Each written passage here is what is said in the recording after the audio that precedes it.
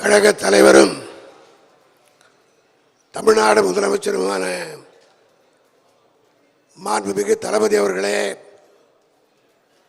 கழகத்தின் பொதுச் செயலாளர் மாண்புமிகு அண்ணன் துரைமுருகன் அவர்களே, கழகத்தின் பொருளாளர் டி.ஆர். பாலு அவர்களே,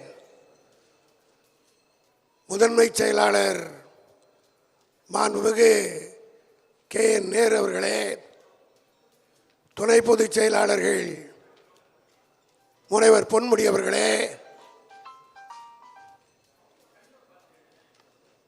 கவிஞர் கனிமொழி கருணாநிதி அவர்களே, ஆர். ராசா அவர்களே, அந்தியூர் செல்வராஜ் அவர்களே,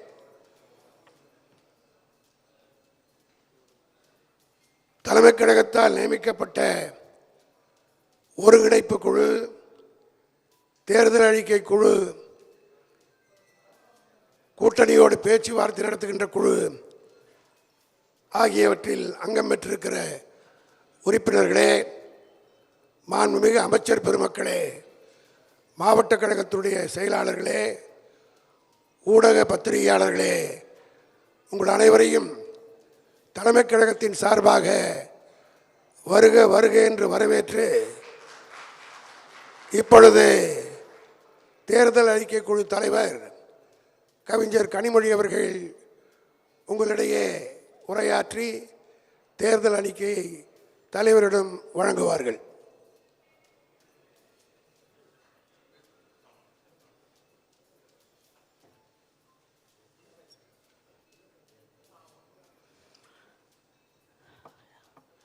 தேர்தல் அறிக்கை மற்றும் வேட்பாளர் பட்டியல் வெளியிடக்கூடிய இந்த நிகழ்விலே கலந்து கொண்டு தேர்தல் அறிக்கையை வெளியிட இருக்கக்கூடிய கழகத்தின் தலைவர் முதலமைச்சர் அண்ணன் தளபதி அவர்களே,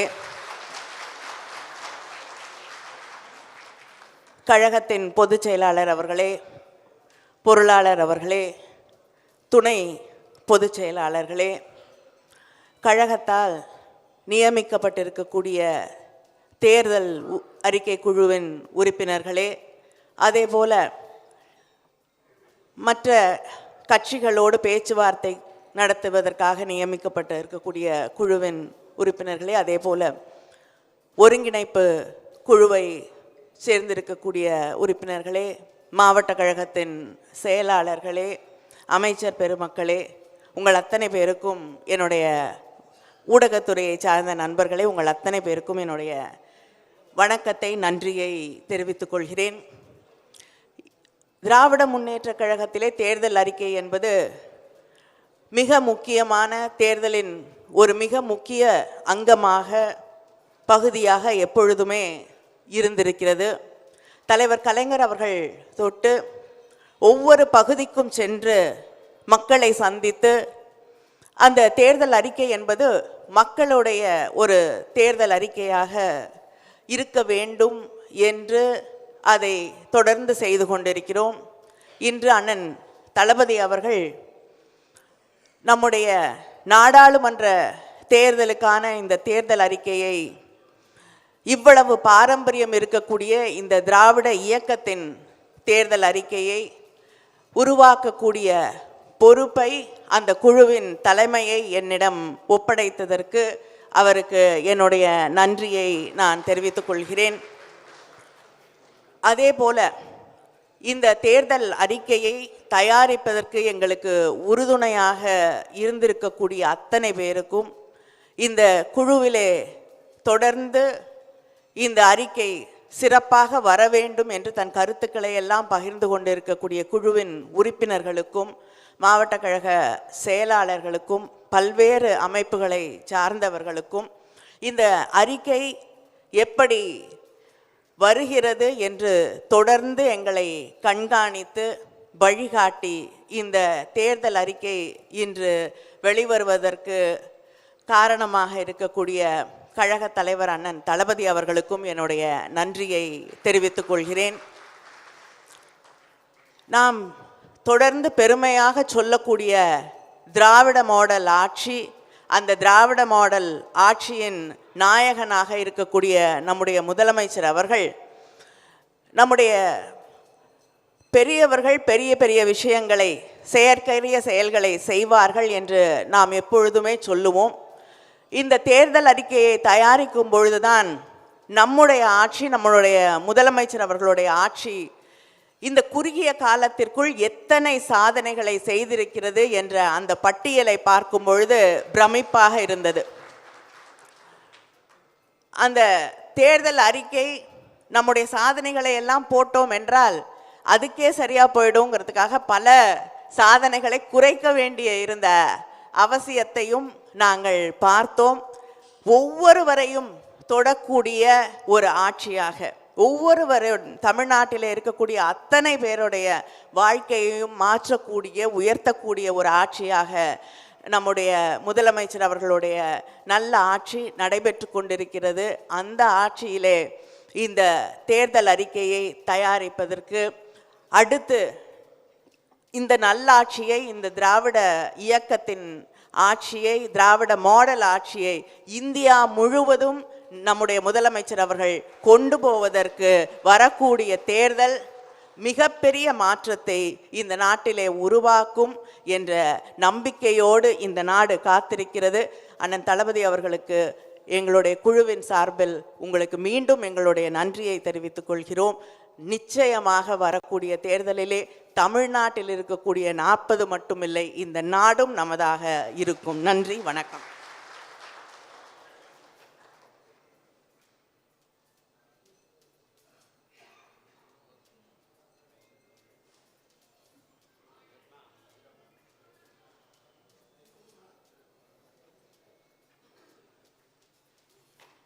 குழுவின் தலைவர் கவிஞர் கனிமொழி அவர்கள் தலைவரிடத்திலே அறிக்கை தருவார்.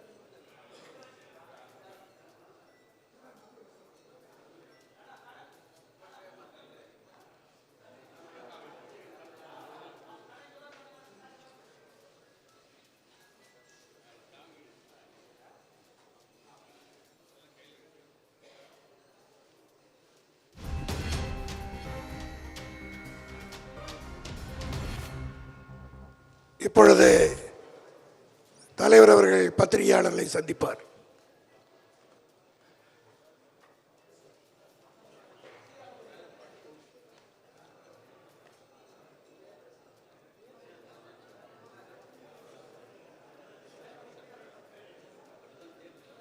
தலைவர் அவர்கள் உரையாற்றுவார். அதற்கு பிறகு உங்களையும் சந்திப்பார்.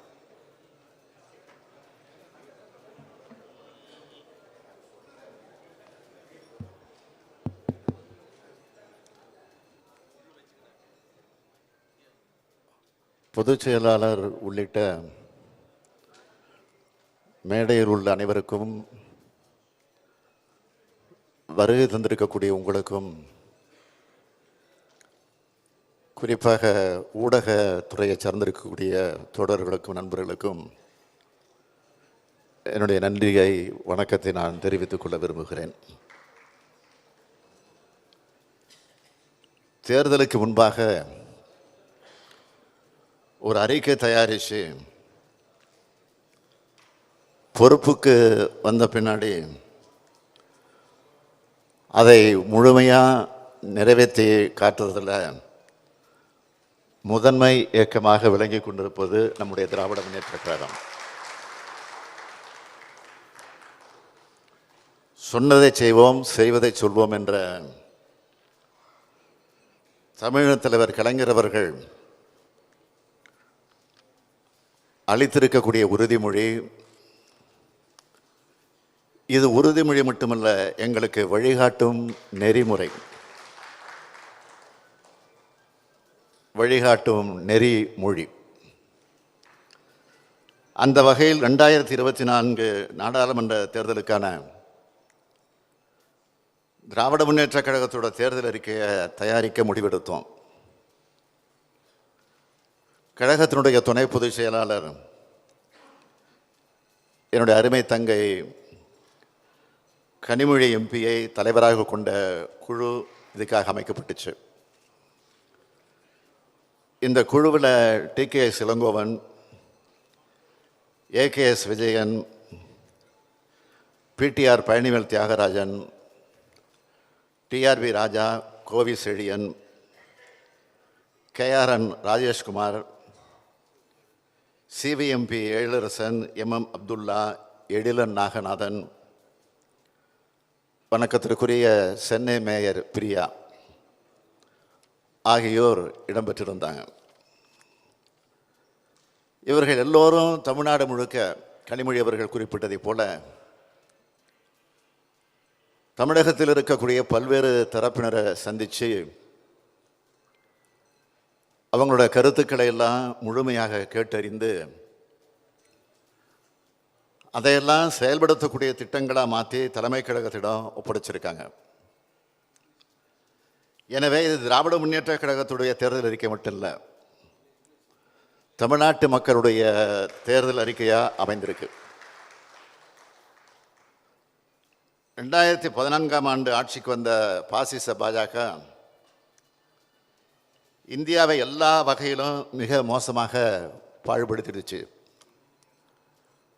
கொடுத்த வாக்குறுதிகள் எதையும் பிரதமர் நரேந்திர மோடி தலைமையிலான அரசு நிறைவேற்றலை. மொத்தத்தில் இந்தியாவில் இருந்த கட்டமைப்புக்கு எல்லாத்தையும் சிறுக சிறுக சிதைச்சிட்டாங்க. தன்னுடைய கையில் கிடைச்ச அதிகாரத்தை பாஜக அரசு வீணடித்து விட்டது என்பதுதான் உண்மை. இனியும் மோடி ஆட்சி தொடர்வது நாட்டுக்கு நல்லதல்ல. நாட்டின் மீது கொண்ட அக்கறையால் பாஜக ஆட்சியை அகற்றி ஆகணும் என்பதற்கு இந்தியா கூட்டணியை இந்தியா முழுமைக்கும் அமைச்சிருக்கும். நடைபெற இருக்கும் நாடாளுமன்ற தேர்தல் மூலமாக ஒன்றியத்தில் அமைய இருக்கக்கூடிய புதிய ஆட்சியானது இந்தியாவுடைய கூட்டணி ஆட்சி தன்மையாக மதிக்கிற ஆட்சியாக அமையணும். மாநிலங்களை அரவணைச்சு செயல்படுகிற ஆட்சியாக அமையும். சமத்துவமும் சமதர்மம் எண்ணம் கொண்ட ஆட்சியாக அமையும். அனைவரும் சமமுன்னு கருதுகிற சகோதரத்துவ ஆட்சியாக அமையும். மொத்தத்தில் இந்திய அரசியலமைப்பு சட்டத்தை காத்து மக்களாட்சி மாண்பை செம்மைப்படுத்தும் ஆட்சியாக அமையும். அப்படி அமையக்கூடிய புதிய அரசின் மூலமாக எத்தகைய திட்டங்களை தமிழ்நாட்டு மக்களுக்கு செய்து தருவோம் என்பதை இந்த தேர்தல் அறிக்கையில் விளக்கியிருக்கிறோம். திராவிட மாடல் ஆட்சியின் மூலமாக தமிழ்நாட்டோட வளர்ச்சிக்காக தீட்டி வரும் திட்டங்கள், இந்தியா முழுமைக்கும் கொண்டு சேர்க்கிற செயலையும் செய்ய இருக்கும். அதுக்கான 64 பக்கம் கொண்ட தேர்தல் அறிக்கையை தயாரிச்சிருக்கிறோம். அனைத்து தரப்பையும் உள்ளடக்கிய அறிக்கையாக இந்த தேர்தல் அறிக்கையை தயாரிச்சிருக்கிறோம். ஒட்டுமொத்த இந்தியாவுக்குமான உன்னத திட்டங்கள், தமிழ்நாட்டோட வளர்ச்சிக்கான சிறப்பு திட்டங்கள், தமிழ்நாட்டோட ஒவ்வொரு மாவட்டத்துக்குமான வளர்ச்சி திட்டங்கள்னு தங்கை கனிமொழி தலைமையிலான இந்த குழு மிக சிறப்பாக இந்த தேர்தல் அறிக்கையை தயாரிச்சிருக்கு. தேர்தல் அறிக்கை தயாரிப்பு குழுவிற்கு அதனுடைய தலைவர் கனிமொழி அவர்களுக்கும் இந்த குழுவினருக்கும் என்னுடைய நெஞ்சார்ந்த நன்றியை தலைமை கழகத்தின் சார்பில் நான் தெரிவித்துக் கொள்ள விரும்புகிறேன். இந்த குழுவை சந்தித்து தங்களுடைய கருத்துக்களை பகிர்ந்துகிட்ட எல்லா தரப்பினருக்கும் நான் நன்றி கூற விரும்புகிறேன். இந்த தேர்தல் அறிக்கையோட மிக முக்கியமான செயல் திட்டங்கள் மட்டும் தலைப்பு செய்திகளாக அளிக்க விரும்புகிறேன். மாநிலங்கள் உண்மையான சுயாட்சி பெறுகிற வகையில் இந்திய அரசியலமைப்பு சட்டம் திருத்தப்படும்.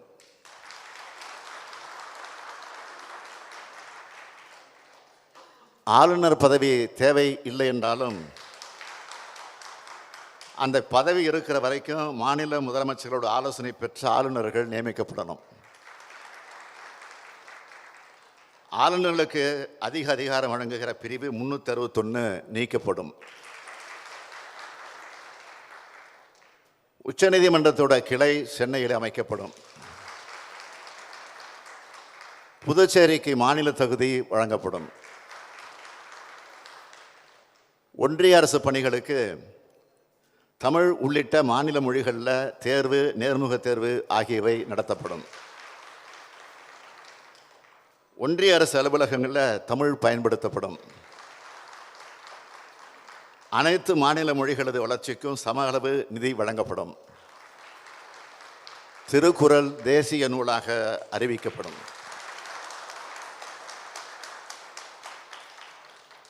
தாயகம் திரும்பிய இலங்கை தமிழருக்கு இந்திய குடியுரிமை வழங்கப்படும். ரயில்வே துறைக்கு தனி நிதிநிலை அறிக்கை தாக்கல் செய்யப்படும். புதிய கல்விக் கொள்கை ரத்து செய்யப்படும்.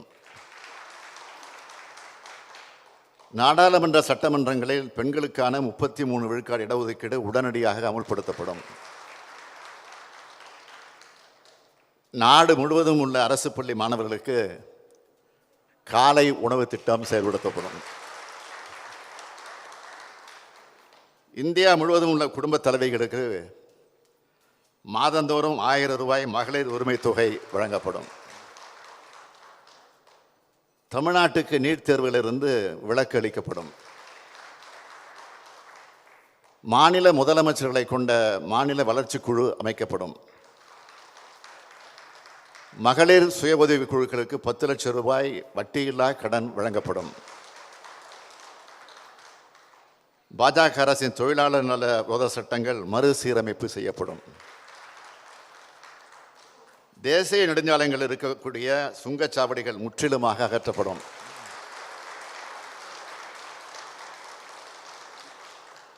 வங்கிகளில் குறைந்தபட்ச இருப்பு தொகை இல்லாத போது விதிக்கப்படும் அபராதம் நீக்கப்படும். குடியுரிமை திருத்தச் சட்டம் 2019 ரத்து செய்யப்படும். ஒன்றிய அளவில் சாதிவாரி கணக்கெடுப்பு நடத்தப்படும். ஜிஎஸ்டி சட்டத்தில் திருத்தம் கொண்டு வரப்படும். தொகுதி மறுசீரமைப்பில் தமிழ்நாட்டோட முக்கியத்துவம் குறையாமல் பாதுகாக்கப்படும். வேளாண் விளைபொருள்களுக்கு மொத்த உற்பத்தி செலவு +50 விழுக்காடு என்பதை வலியுறுத்தி உழவர்களுக்கு குறைந்தபட்ச ஆதரவு விலை நிர்ணயம் செய்யப்படும். இந்தியா முழுவதும் மாணவர்கள் பெற்ற கல்வி கடன் தள்ளுபடி செய்ய நடவடிக்கை எடுக்கப்படும். விமான கட்டணம் நிர்ணயிப்பது முறைப்படுத்தப்படும். எல்பிஜி சிலிண்டர் விலை 500 ரூபாய், பெட்ரோல் விலை 75 ரூபாய், டீசல் விலை 65 ரூபாயாக குறைக்கப்படும். தேசிய ஊரக வேலை உறுதி திட்டத்தின் வேலை நாட்கள் 100லிருந்து 150ஆகவும் ஊதியம் 400 ரூபாயாகவும் உயர்த்தப்படும். ஒன்றிய அரசின் உயர்கல்வி நிறுவனங்களான ஐஐடி, ஐஐஎம், ஐஐஎஸ்சி, ஐஐஏஆர்ஐ ஆகியவை தமிழ்நாட்டில் புதிதாக அமைக்கப்படும். பாஜக அரசால் கொண்டு வரப்பட்ட மக்கள் விரோத சட்டங்கள் அனைத்தும் மறுபரிசீலனை செய்யப்படும். ஒரே நாடு ஒரே தேர்தல் திட்டம் கைவிடப்படும். மாணவர்களுக்கு வட்டி இல்லாத கல்வி கடனாக 4 லட்சம் வரை வழங்கப்படும் ரூபாய் 4 லட்சம் வரை. ரயில்வே துறையில் வழங்கப்பட்டு வந்த கட்டண சலுகைகள் மீண்டும் வழங்கப்படும். இஸ்லாமியர் மற்றும் இதர சிறுபான்மையினர் மேம்பாடு குறித்து ஆராய்ந்த சச்சார கமிட்டி பரிந்துரைகள் செயல்படுத்தப்படும். சென்னையில் 3வது ரயில் முனையம் அமைக்கப்படும். இதெல்லாம் மிக மிக முக்கியமான வாக்குறுதிகள். ஊடகத்துறை நண்பர்கள் அத்தகைய முக்கியமான அறிக்கையாக அமைந்திருக்கக்கூடிய இந்த அறிக்கையை முழுமையாக தமிழ்நாட்டு மக்கள்கிட்ட கொண்டு போய் நீங்கள் சேர்க்க வேண்டும் என்று நான் கேட்டுக்கொள்கிறேன். தமிழ்நாட்டு மக்கள் அனைவருக்கு நான் மீண்டும் மீண்டும் சொல்ல விரும்புவது, திமுக பொறுத்த வரைக்கும் சொன்னதை செய்வோம், செய்வதைத்தான் சொல்வோம். அதேபோல் நாடாளுமன்ற தேர்தலுக்கான கழகப் பணிகளை ஒருங்கிணைக்கவும் மேற்பார்வையிடவும் ஐவர் குழு அமைக்கப்பட்டது. அந்த குழுவில் KN நேரு, RS பாரதி, ஏவா வேலு, தங்கம் தென்னரசு, உதயநிதி ஸ்டாலின் ஆகியோர் என்னால் நியமிக்கப்பட்டார்கள். அந்த ஐவர் குழு நாடாளுமன்ற தொகுதி வாரியாக கழக நிர்வாகிகளை தேர்தல் தொடர்பான கருத்துக்களை பெற்று தேர்தல் பணிகள் தொடர்பான கலந்து ஆலோசனையை சிறப்பாக நடத்தி முடித்திருக்கிறார்கள். அவர்களுக்கும் தலைமை கழகத்தின் சார்பில் என்னுடைய நன்றியை தெரிவித்துக் கொள்கிறேன். அந்த பணியை தொடர்ந்து கூட்டணி கட்சிகளுக்கு தொகுதிகளை பங்கிட்டு கொடுப்பதற்காக நம்முடைய கழக பொருளாளர் TR பாலு அவர்கள் தலைமையில் KN நேரு, E பெரியசாமி, க பொன்முடி, R ராசா, திருச்சி சிவா, MRK பன்னீர்செல்வம் ஆகியோர் அடங்கிய குழு அமைக்கப்பட்டது.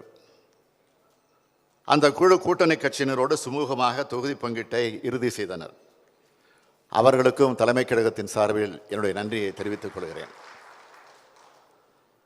அதன் அடிப்படையில் திராவிட முன்னேற்றக் கழகம் 21 தொகுதிகளிலும், இந்திய தேசிய காங்கிரஸை பொறுத்த வரைக்கும் திருவள்ளூர், கிருஷ்ணகிரி, கடலூர், கரூர், மயிலாடுதுறை, விருதுநகர், சிவகங்கை, கன்னியாகுமரி, திருநெல்வேலி, புதுச்சேரி ஆகிய 10 தொகுதிகளிலும் போட்டியிடுறாங்க. மறுமலர்ச்சி திராவிட முன்னேற்றக் கழகம் திருச்சியில் போட்டியிடுறாங்க. மார்க்சிஸ்ட் கம்யூனிஸ்ட் கட்சி மதுரை, திண்டுக்கல் ஆகிய 2 தொகுதிகளில் போட்டியிடுகிறார்கள். இந்திய கம்யூனிஸ்ட் கட்சி திருப்பூர், நாகப்பட்டினம் ஆகிய 2 தொகுதிகளில் போட்டியிடுறாங்க. இந்திய யூனியன் முஸ்லீம் லீக் ராமநாதபுரம் தொகுதியில் போட்டியிடுறாங்க.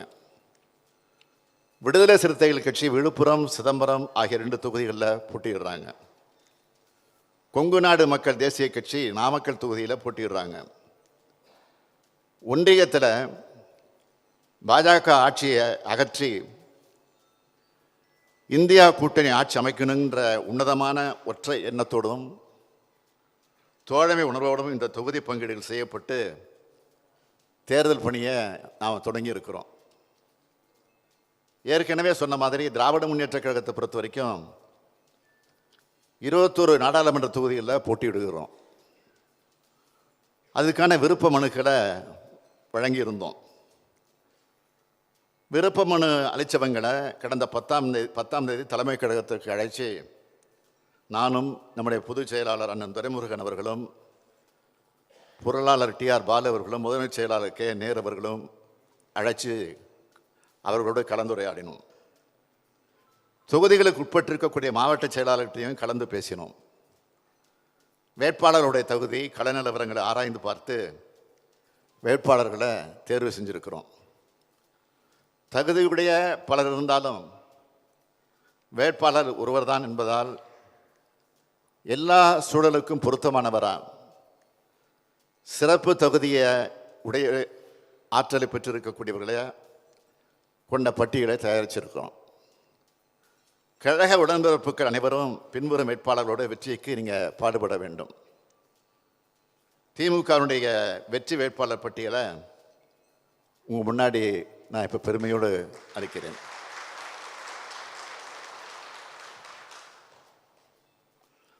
வடசென்னை டாக்டர் கலாநிதி வீராசாமி, MS FRCS. தென் சென்னை முனைவர் சுமதி என்கிற Thamizhachi Thangapandian MA, MPhil, PhD. மத்திய சென்னை திரு தயாநிதி மாறன் BA. திருப்பரம்புதூர் திரு TR Balu BSc LCE. Arakkonam S Jagathrakshakan MA. Vellore TM Kathir Anand BCom MBA. Dharmapuri ஆ மணி BCom BL. Tiruvannamalai CN Annadurai BCom. Arani MS Dharanivendhan. Kallakurichi தே மலையரசன் MCom. Salem TM Selvaganapathi MA LLB. Erode KE Prakash BA. Nilgiri ஆ ராசா BSc BL. கோவை முனைவர் Ganapathi Rajkumar MA LLB PhD. Pollachi K Eswarasamy. Perambalur Arun Nehru MS.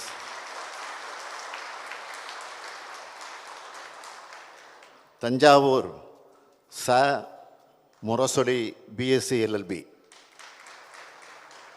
முரசொலியே நிற்குதுங்க. Thanjavur ச Murasoli BSc LLB. Theni தங்க Tamilselvan MA. Thoothukudi திருமதி Kanimozhi Karunanidhi MA. Tenkasi doctor ராணி Sreekumar MBBS MD. இப்போது அறிவிக்கப்பட்டிருக்கக்கூடிய பட்டியலில் புதியவர்கள் 11 பேர், பெண்கள் 3 பேர், பட்டதாரிகள் 19 பேர், முதுநிலை பட்டதாரிகள் 12 பேர், முனைவர் 2 பேர், மருத்துவர்கள் 2 பேர், வழக்கறிஞர்கள் 6 பேர். ஆக இவர்களை எல்லாம் பெருவாரியான வாக்கு வித்தியாசத்தில் வெற்றி பெற வைக்க வேண்டும் என்று நான் உங்களை எல்லாம் கேட்டுக்கொண்டு இந்த பட்டியலை இன்றைக்கு இங்கே வெளியிட்டிருக்கிறேன். அதை காப்பாற்றி தருவீர்கள் நம்பிக்கை எனக்கு நிரம்ப இருக்கிறது. இத்தோடு என்னுடைய உரையை நான் நிறைவு செய்து கொள்கிறேன். அடுத்த நிகழ்வாக பத்திரிகையாளர்கள் மைக்கை கொடுத்துருங்க.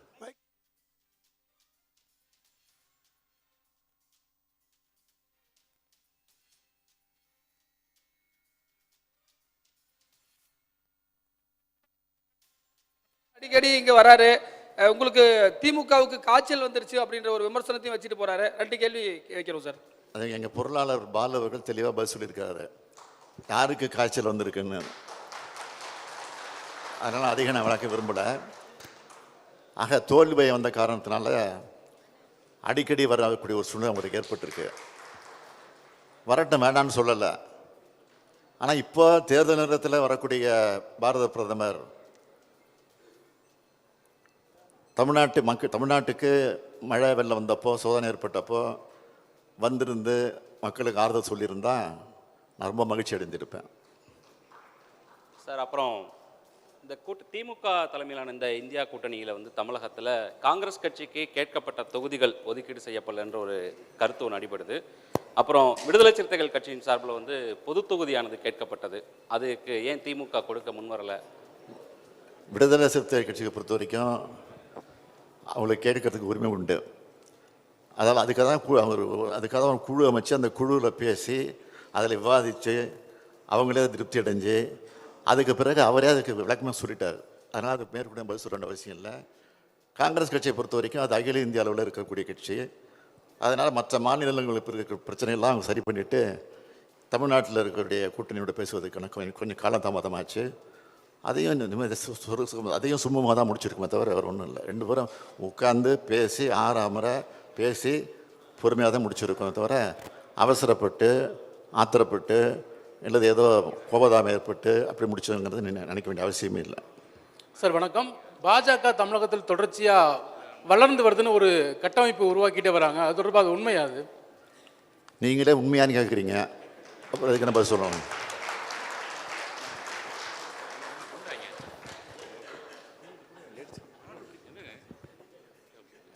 சார் வணக்கம். முதல்ல வாழ்த்துக்கள். ஏன்னா புதிய முகத்துக்கு கொடுத்து அது இளைஞர்களுக்கு கொடுத்துருக்கீங்க. கண்டிப்பாக அவர்கள் வெற்றி பெறுவார்கள். பொதுவாகவே வந்து உங்கள் இந்த டைமில் திமுக எல்லாருமே கார்னர் பண்ணி பேசிட்டு வர்றாங்க. இப்போ இது வரைக்கும் உங்களோட இருந்தவங்களும் சரி, இப்போ வந்து அதை எப்படி எதிர்கொள்ள போகிறீங்க? ஏன்னா பிரதமர் கூட சிறப்பாக வந்து பண்ணியிருக்கீங்கன்னு விட்டு இங்கே வந்து மேடையில் உங்களோட பேசிட்டு போனவர் இப்போ தேர்தலுக்காக பேசுகிறாங்கன்னு தெரியுது. இருந்தாலும் அவர்களை வந்து எப்படி நீங்கள் எதிர்கொள்ள போகிறீங்க? அது எங்களுடைய பிரச்சாரத்தின் மூலமாக நாங்கள் எதிர்கொண்டு இருக்கிறோம். நாங்கள் பிரச்சாரம் செய்ய வேண்டிய அவசியமே இல்லை. நாங்கள் ஏற்கனவே சொல்லியிருக்கேன், இங்கே ஏற்கனவே இருக்கக்கூடிய ஆளுநர் வந்து அவரே போதும் திமுகவுக்கு நல்ல பிரச்சாரம் பண்ணிகிட்டு இருக்காருன்னு. அதே மாதிரி இப்போ பிரதமரே போதும் எங்களுக்கு நல்ல பிரச்சாரம் பண்ணிகிட்டு இருக்கிறார் அவர். ஆனால் 2 பேருமே சேர்ந்து மீண்டும் திமுகவுக்கு பெரிய வெற்றியை தேடி தருவதற்கான வாய்ப்பை அவங்களே உருவாக்கிட்டு இருக்கிறாங்க. அதுதான் உண்மை. சார், தொடர்ந்து பிஜேபி பிரதமர் அவங்க வந்து பேசும்போது வாரிசு அரசியல் பற்றி பேசிக்கிட்டே இருக்காங்க. அந்த பிரச்சாரத்தை நீங்கள் எப்படி எதிர்கொள்ள போறீங்க? வாரிசு அரசியல் தலை தூக்கி இருக்கு, அதை நாங்கள் ஆட்சிக்கு வந்து அதை நாங்கள் ஒழிக்க பாடுபடுவோம் அப்படின்னு சொல்லிட்டு பிரச்சாரத்தில் சொல்றாரு. நாங்கள் பல முறை சொல்லியாச்சு, இது குடும்ப கட்சி. இது வந்து திராவிட முன்னேற்ற கழகத்தை ஒரு குடும்ப பாச உணர்வோடு தலைவர் கலைஞர் அவர்களும் அண்ணா அவர்களும் ஆரம்பித்து வச்சுருக்காங்க. அதனால் வாரிசின் அடிப்படையில் பதவியெல்லாம் கொடுக்கறதில்ல, உழைப்பின் அடிப்படையில் தான் பொறுப்புகளும் பல பணிகளும் கொடுக்கப்படுது தவிர வாரிசின் அடிப்படையில் கொடுக்கறதில்லை. சார் வணக்கம். திமுகவோட தேர்தல் அறிக்கை எப்பவுமே பிற மாநிலங்கள் பின்பற்றக்கூடிய வகையில் அமைஞ்சிருக்கும். அதுக்கான வரலாறும் உண்டு. தற்போது வெளியிட்டிருக்கூடிய இந்த தேர்தல் அறிக்கையும் பிற மாநிலங்கள் பின்பற்ற வகையில் அமைஞ்சிருக்குமா? அப்படி இருக்கும்னா எதை அதை முக்கிய அம்சமாக பார்க்குறீங்க? அதை பற்றி சொல்லுங்கள். இல்லை, நான் வந்து ஷார்ட்டாக தான் படித்து சொல்லியிருக்கிறேன். எனக்கு முழுசாக படித்த நேரம் இல்லை. அதனால் புக்கு உங்கள்கிட்ட கொடுக்க போகிறாங்க, நீங்கள் படித்து பாருங்கள். அதில் எல்லாமே நீங்கள் கேட்குற அம்சம் அத்தனையும் இருக்கும். சார், அதிமுக கூட்டணி தற்போது வரையிலும் இன்னும் முடிவு செய்யப்படாமல் இருக்கு. திமுக கூட்டணி அனைத்துமே முடிவு செஞ்சு எல்லா வேலைகளும் முடிச்சிருக்கோம். இந்த தேர்தலில் பாஜக 2ஆம் இடத்தை பிடிக்க போவதாகவும் தகவல் வந்து வெளியாயிருக்கு. எப்படி இருக்கும் சார் காலம்? இல்லை, அதிமுக தேர்தல் கூட்டணி முடியாத பொறுப்பு நாங்கள் இல்லை, அதுக்கு நாங்கள் காரணம் இல்லை. எங்கள் கூட்டணி நாங்கள் முடிச்சிட்டோம். பிஜேபி வந்து வளர்ந்துட்டு வருது, அவங்க சொல்லிகிட்டு இருக்கிறாங்க. தேர்தல் முடிஞ்ச பிறகு தெரியும் யார் வளர்ந்துருக்கிறா, யார் 2ஆம் இடத்துல இருக்கா, யார் 3ஆம் இடத்துல இருக்கிறா, யார் வந்து நோட்டை விட குறைவாக ஓட்டு வாங்குறாங்கிறது தெரிய போகுது. தேர்தல் முடிஞ்ச பிறகு தெரியும். முடிச்சுக்கலாமா? நன்றி சார். ஒரு கேள்வி சார். சார், நீங்கள் கொடுத்துருக்க இந்த அறிக்கையில் வந்திருக்க பல இன்ஃபர்மேஷன்ஸ் பார்க்குறதுக்கு சென்ட்ரல் கவர்மெண்ட்டோடைய ஸ்கீம்ஸ் மாதிரி இருக்குது. ஸோ இது வந்து இண்டி பிளாக் ஒர்க்கு மொத்தமாக சேர்த்து நீங்கள் கொடுத்துருக்கீங்களா இல்லை திமுக கொடுத்துருக்கீங்களா சார்? ஆமாம், எங்கள் கூட்டணி தானே வரப்போகுது மேலே. அந்த தைரியத்தில் தான் கொடுத்துருக்குறோம். நன்றி சார், பிரதமர் வேட்பாளரை யாரை நீங்கள் முன்னிறுத்தீங்க உங்கள் மனசுப்படி? இந்தியாவினுடைய வேட்பாளர், இந்தியா கூட்டணி சார்